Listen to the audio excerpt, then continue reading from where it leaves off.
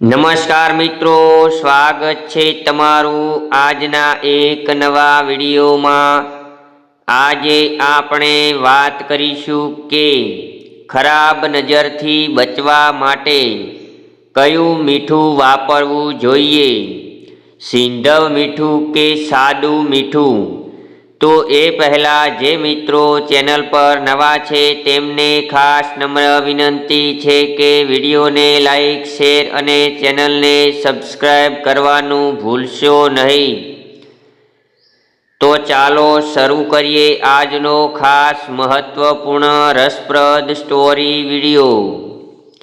પ્રાચીન કાળથી દાદીમાં બાળકોથી ખરાબ નજર દૂર કરવા માટે મીઠાનો ઉપયોગ કરતા આવ્યા છે। મોટા ભાગના ઘરોમાં બાળકો અને પુખ્ત વયના લોકોથી ખરાબ નજર દૂર કરવા માટે મીઠાનો ઉપયોગ કરવામાં આવે છે। નકારાત્મક ઉર્જા દૂર કરવામાં મીઠું અસરકારક માનવામાં આવે છે। ખરાબ નજર દૂર કરવા માટે સિંધવ મીઠું બેસ્ટ માનવામાં આવે છે। અહેવાલો સૂચવે છે કે સિંધવ મીઠું મીઠાનું કુદરતી સ્વરૂપ હોવાથી સૌથી શુદ્ધ માનવામાં આવે છે। તેમાં નકારાત્મક ઉર્જા શોષવાની સૌથી વધુ ક્ષમતા છે। તે ઘરને શુદ્ધ કરવામાં, સકારાત્મક ઉર્જાના પ્રવાહને પ્રોત્સાહન આપવામાં અને વિવિધ સમસ્યાઓ હલ કરવામાં મદદ કરે છે। એક મુઠ્ઠી સિંધવ મીઠું લો અને તેને પાણીમાં નાખતા પહેલાં અસરગ્રસ્ત વ્યક્તિના માથા પર 7 વખત ફેરવો। બાળકોને ખરાબ નજરથી બચાવવા માટે તેમના રૂમમાં સિંધવ મીઠું ભરેલું કાચનું પાત્ર રાખો। તે નકારાત્મક ઉર્જાને દૂર કરવામાં મદદ કરે છે।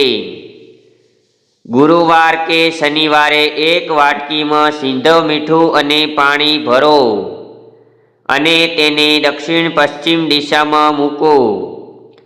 તેને દર અઠવાડિયે બદલતા રહો। એવું માનવામાં આવે છે કે આ સંઘર્ષને અટકાવે છે અને પરિવારમાં ખુશી લાવે છે। ધંધામાં થયેલા નુકસાનને દૂર કરવા માટે તમારા કાર્યસ્થળ પર જ્યાં તમે તમારા પૈસા રાખો છો ત્યાં લાલ કપડામાં લપેટેલા મીઠાની પોટલી લટકાવો। થોડા દિવસોમાં તમને પરિવર્તન દેખાશે। જો તમે ઘરમાં આર્થિક મુશ્કેલીઓનો સામનો કરી રહ્યા છો તો મુખ્ય પ્રવેશદ્વાર પર સિંધવ મીઠું ભેળવેલું પાણી છાંટો। વધુમાં, જો પતિ પત્ની વચ્ચેના સંબંધોમાં ખટાશ આવી ગઈ હોય તો બેડરૂમમાં સિંધવ મીઠાનો ટુકડો મૂકો। એવું કહેવાય છે કે સંબંધો સુધારવા માટે લાગશે। તો મિત્રો, આ વિડીયો જો તમને ગમ્યો હોય તો વિડીયોને લાઈક, શેર અને ચેનલને સબસ્ક્રાઈબ કરવાનું ભૂલશો નહીં। જય શ્રી કૃષ્ણ, જય માતાજી।